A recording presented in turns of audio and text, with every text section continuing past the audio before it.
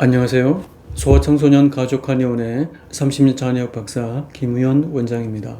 오늘의 주제는 태열 바르게 알자입니다. 이 영상을 만든 취지는 태열에 대한 오해가 너무 많아서입니다. 부모님들만 그런 것은 아닙니다. 심지어 의사들도 태열에 대한 오해가 꽤 있습니다. 제 영상을 끝까지 시청하고 나면 이런 오해들이 말끔히 풀릴 것입니다. 첫째, 태열이라는 용어의 혼동입니다. 우리는 흔히 갓난아기가 얼굴이나 팔다리, 엉덩이 등의 피부 증상이 생겼을 때 태열이라고 표현합니다. 이 단어가 언제부터인가 구전의 구전으로 내려오면서 일상적인 용어가 되었는데요. 이제는 부모님들이 소아과에 가서 아기 태열 때문에 왔어요 라고 말하면 의사도 그냥 받아들입니다. 구글에서 태열이라는 단어를 검색해 보니까 아예 다음과 같이 아토피 피부염으로 검색이 됩니다. 이러니 부모님들이 태열을 아토피로 이해하는 것도 무리가 아닙니다. 의사분들 중에는 이 단어가 신생아의 피부 질환을 지칭하는 한의학 용어로 알고 계시는 분들도 의외로 많습니다. 네이버 지식백과를 검색하면 이런 내용이 있으니 그럴만도 합니다. 그런데요, 지식백과에 무슨 내용이 있는지 다시 확인해 보시기를 바랍니다. 여기에는 태열을 신생아에게 나타나는 태중의 열로 인한 증세이다. 출생 때부터 얼굴이 붉고 눈이 감기고 변비가 있다. 소변은 적황색이고 젖을 먹으려고 하지 않는다 라고 정의하고 있습니다. 자세히 보면 얼굴이 붉다는 말 외에는 피부 증상에 관한 언급이 전혀 없습니다. 여기서 말하는 태열이란 신생아의 여러 병증 중에서 열증을 따로 분류한 내용입니다. 처방을 보면 열을 내려주면서 해독하는 몇 가지 처방이 소개되어 있습니다. 실제 한방소아과학 관련 서적에는 지황탕, 생지황탕, 도적산, 대연교산음, 청의산 등이 기록되어 있습니다. 이 약들은 피부에 관한 치료제가 아닌 신생아의 얼굴색, 눈 상태, 또 대소변, 수유의 양 등을 전체적으로 진찰해서 신생아의 열증을 치료하기 위한 처방입니다. 이처럼 신생아가 열증이 생겼을 때 그 원인으로 임신 중에 어머니가 기름지고 자극적인 음식을 많이 먹었거나 감염, 스트레스, 약물 오남용을 지적했던 것입니다. 그 당시에 한의학에서의 태열은 신생아 피부 증상이 아닌 신생아 초기에 발생하는 다양한 병정 중에서 열증을 지칭한 것입니다. 그러면 아기의 피부 질환은 뭐란 말이냐 라고 말하실 텐데요. 신생아의 습진 및 아토피에 가장 가까운 한의학 용어는 태열이 아닌 태독입니다. 태독은 일종의 피부병으로 원인 역시 유전적인 요인, 수유 중인 어머니의 잘못된 식습관이나 스트레스로 규정하였습니다. 주요 증상은 뺨, 이마, 귀, 옆구리, 팔다리, 겨드랑이 등에 습진처럼 생기는데 처음에는 건선처럼 보이다가 나중에는 농이나 진물이 나고 좁쌀처럼 올라온다고도 하였습니다. 치료약으로는 생료사물탕, 우왕해독탄 등이 기록되어 태열의 치료약과는 차이가 있습니다. 유튜브 영상 중에는 태열에 관한 잘못된 해석들이 있기에 이 부분을 제대로 알리기 위해 여러분에게 소개를 하였습니다. 다음으로 태열의 유래와 와전입니다. 그러면 언제부터 태열이란 말이 우리 부모님들에게 이처럼 널리 회자가 된 것일까요? 안타깝게도 이에 대한 설득력 있는 근거는 어디에도 없습니다. 한의사인처의 추측으로는 한의학의 대중화가 미흡했던 과거에 이 용어가 민간에서 잘못 와전된 것으로 짐작됩니다.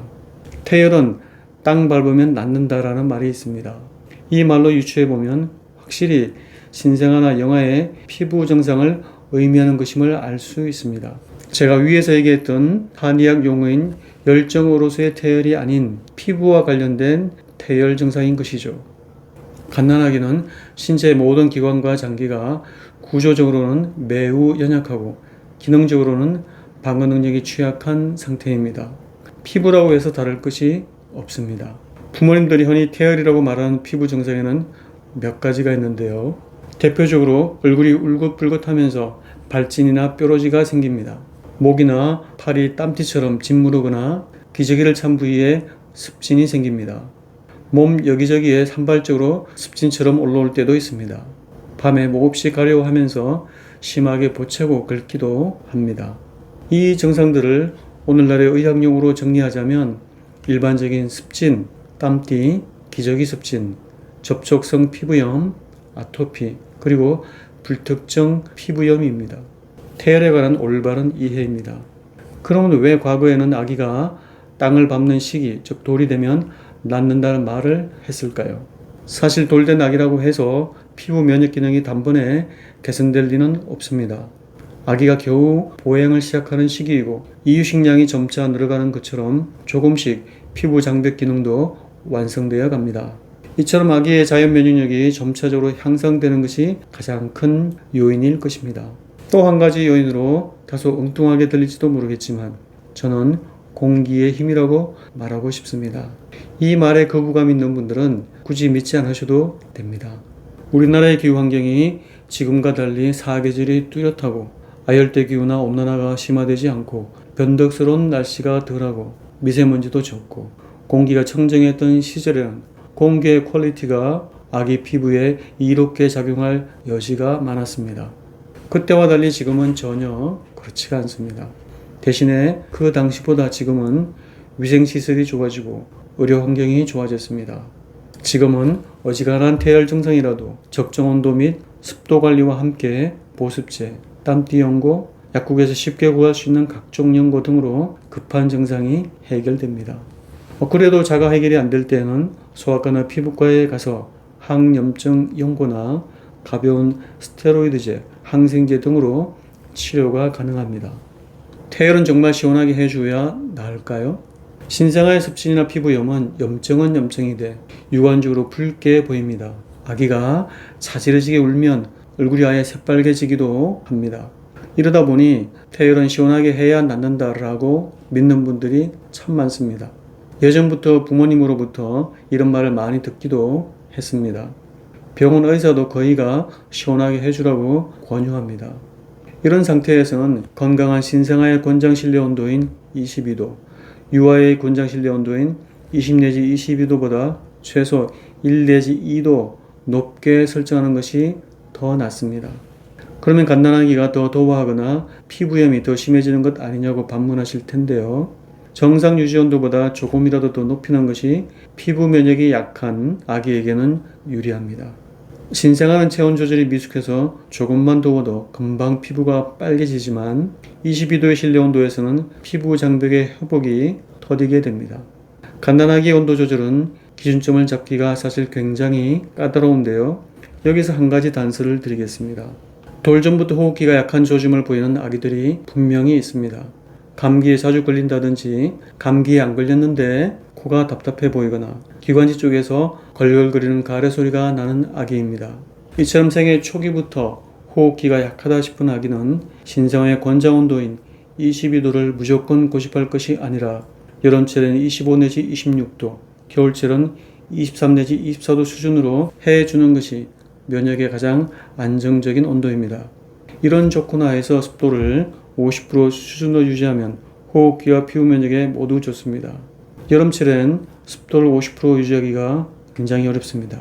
이때는 에어컨과 함께 제습기를 가동하면 공기가 쾌적하게 느낄 수 있습니다. 호흡기와 피부가 상관성이 있다는 사실을 소아과 선생님들은 거의 강조하지 않습니다. 하지만 호흡기가 약한 아기가 피부도 약하다는 상관관계는 한의학에서 매우 중요하게 다루는 내용입니다. 아토피가 있는 아기가 천식이나 비염이 될 확률이 높다고 하는데요. 이것은 알레르기 행진이라고 말하는 알레르기 원인론도 있지만 피부와 호흡기의 상관관계를 알면 얼마든지 가능한 추론입니다. 아토피에 관한 올바른 이해입니다. 부모님들이 말하는 태열 중에는 아토피도 포함되어 있습니다. 이제 잘 아시겠지만 태열과 아토피는 같은 의미가 아닙니다. 신생 아토피는 주로 얼굴 부위에서 시작됩니다. 다른 피부 증상과는 달리 전형적인 아토피성 발진과 함께 반드시 피부 건조증과 심한 가려움증을 동반합니다. 그러다가 낫지 않고 진행이 되면 팔, 무릎, 손목, 발목, 겨드랑이, 목 등의 접힌 부위에 아토피가 생기고 더 진행이 되면 특정 부위를 가리지 않고 증상이 나타납니다. 아토피는 영아기에 시작되기도 하지만 항상 그런 것만은 아닙니다. 환자에 따라서는 돌이 지난 이후라도 언제든지 발병될 수 있습니다. 아토피와 일치하는 한의학 용어는 내성과 태렴창입니다. 태열과 달리 대중적인 용어가 아니라서 매우 생소하게 느껴질 수 있습니다.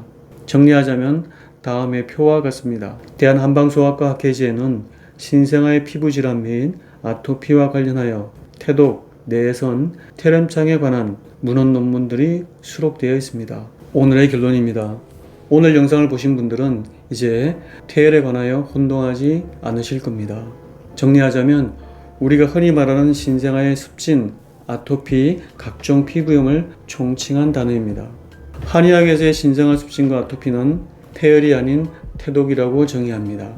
한의학에서 전문 용어로서의 태열은 신생아의 열증을 말합니다. 한의학에서 아토피를 다시 세분하자면 신생아의 아토피와 습진은 태독이라고 하며 유소와 아토피는 내선 및 태렴창이라고 합니다. 어린 아기를 유구하고 계시는 부모님들에게 제 영상이 조금이나마 도움이 되었기를 바랍니다. 저는 다음에 더 좋은 영상으로 찾아뵙겠습니다. 구독과 좋아요는 영상 제작에 큰 힘이 됩니다. 감사합니다.